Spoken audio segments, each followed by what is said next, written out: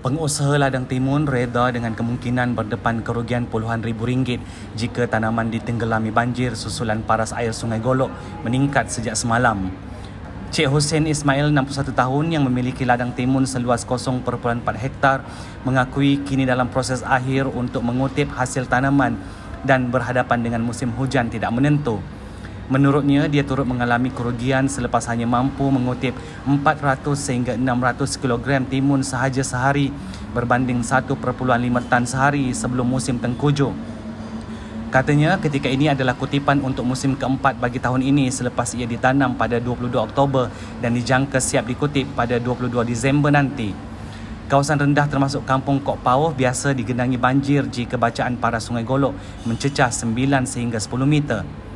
Cik Hussein berkata semua 3,000 polybag diusahakan itu berkemungkinan besar hanya dibiarkan ditenggelami banjir kerana tidak mempunyai masa cukup untuk menyimpannya ke tempat selamat.